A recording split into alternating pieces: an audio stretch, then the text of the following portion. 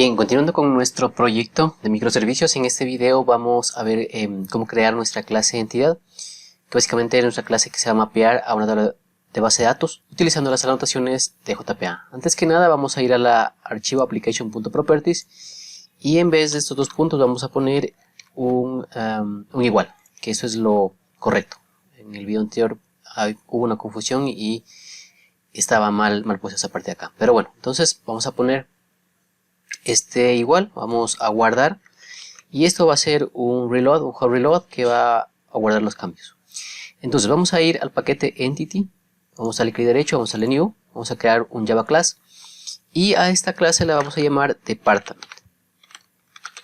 ¿Qué es lo que va a hacer esta clase? Pues va a ser nuestra clase entidad o nuestra clase entity o nuestra clase model, que no es más que una clase que va a tener anotaciones JPA y que va a permitir poder llevar información a guardarse en la tabla de base de datos y obtener información también de esa tabla de base de datos.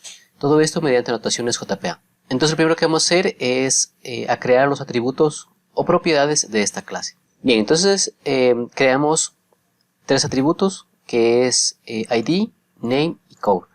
ID vamos a almacenar un identificador único para cada registro.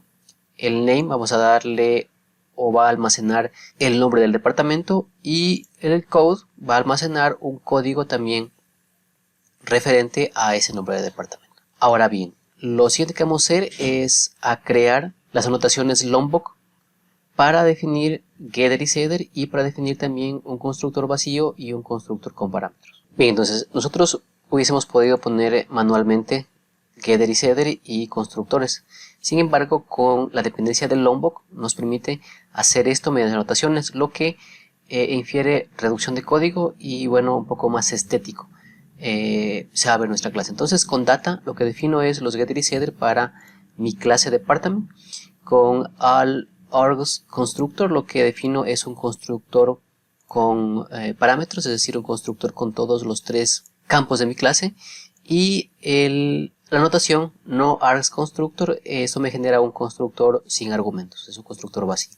Entonces de esta manera, como podemos ver implícitamente, generamos getter y setter y constructor con parámetros y un constructor sin parámetros.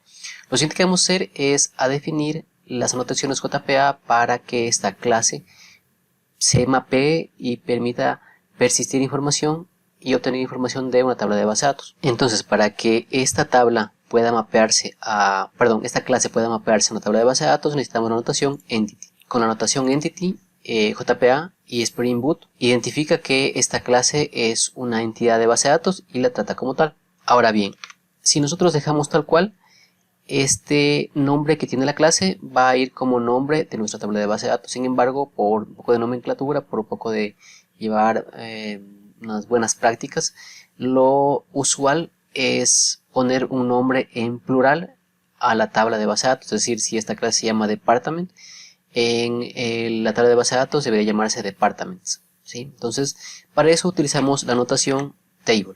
Esta notación table, que es de JPA, lo que hace es tener una etiqueta y en la etiqueta nosotros le pasamos el nombre del nombre que quisiéramos que se almacene en la base de datos. Entonces, como podemos ver, acá arriba tenemos los imports de Lombok y acá abajo tenemos los imports para entity y para table que son propios de JPA. Bueno, a continuación lo que vamos a hacer es a ponerle anotaciones a los campos. En este caso vamos a ponerle una anotación a la clave, al campo ID.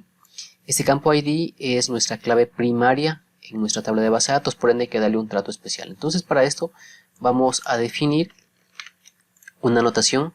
Esta anotación se la conoce como ID y lo que le dice que es que este campo de acá va a ser una clave primaria en mi tabla de base de datos. Posteriormente vamos a definir una anotación más. Esta anotación más es para definir una estrategia de generación para este campo. ¿A qué me refiero? Nosotros podríamos pasarle el ID manualmente, es decir, indicando el ID 1, luego el ID 2. Sin embargo, esto es un poco tedioso porque pueden haber errores al enviarle y podemos tal vez repetir valores. Entonces, para que nosotros no nos ocurra esto, vamos a usar la notación generate value y vamos a utilizar una estrategia. Esa estrategia es generationType.identity y lo que le dice que la generación del valor para este campo va a ser automático e incremental.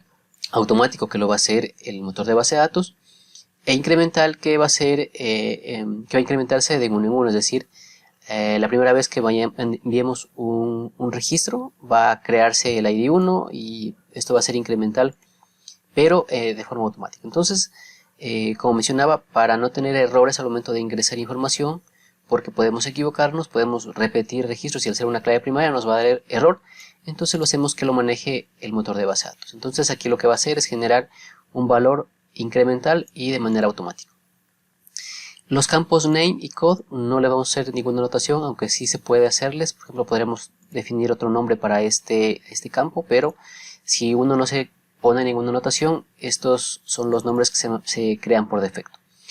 Entonces, una vez que tenemos esto, ya tenemos lista nuestra entidad que está anotada con JPA, y digamos que al momento que nosotros hagamos un guardado de acá, esto va a crear una tabla en base de datos automáticamente.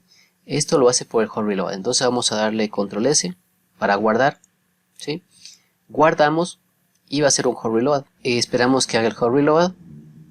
Y si vamos a MySQL Workbench, aquí vamos a actualizar acá en la parte izquierda al lado de esquemas.